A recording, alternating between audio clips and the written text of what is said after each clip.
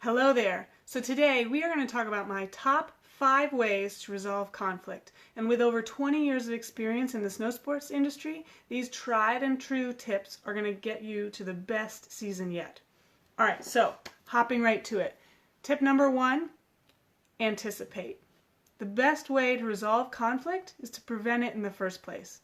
Now that may seem like a bit of a cop-out, but listen. We're smart people, right? We know what's coming. And whatever we can do to stay tuned in to staff and situations and either mitigate conflicts before they arise or at least have solid plans for how to address them when they do, the better. Stay tuned in with what your staff is doing and how they're feeling and how they're interacting with each other, because sometimes resolving conflict could be as simple as scheduling folks that you know don't really get along to work in different areas.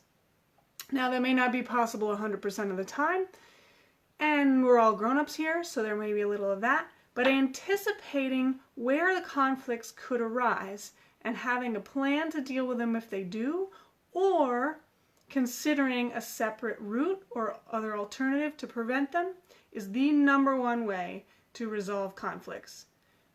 Prevent them in the first place. So, number 2, consider your location. When you're in the middle of resolving an issue, whether it be staff to staff, you to staff, staff to guests, you to your snow sports program to guests, whatever that conflict may be, consider the location of where you address it. Do your best to, especially in guest-facing conflicts, between if a guest has a complaint,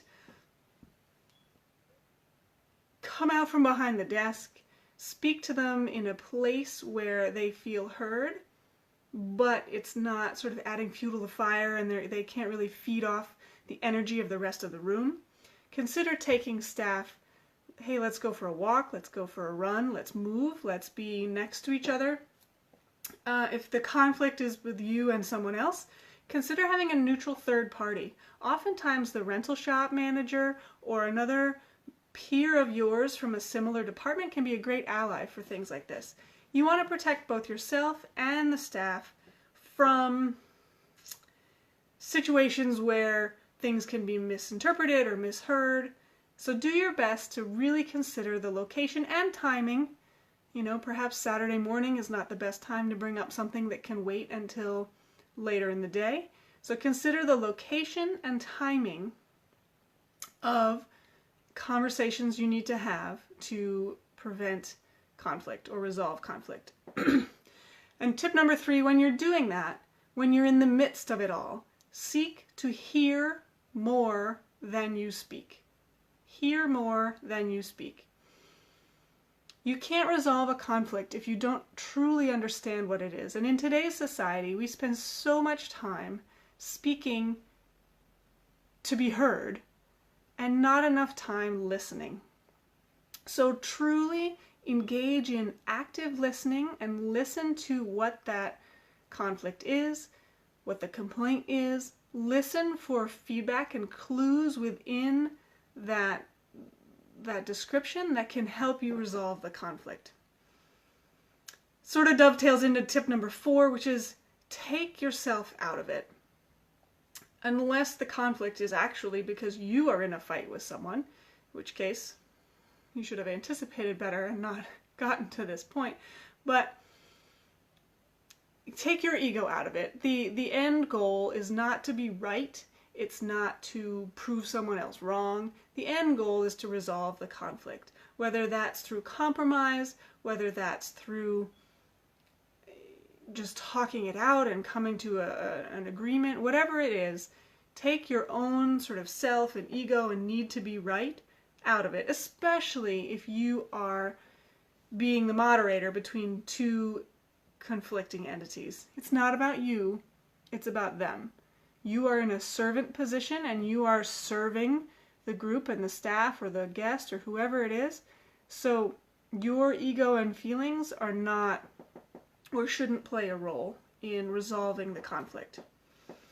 And but it kind of leads into tip 5. Sometimes you just have to decide. And look, there are often times where there is no right answer. You know, as a guy I used to work with in the construction industry often said, well, 6 or 1/2 dozen, you know, whatever. It's the same thing. There may not be a good choice.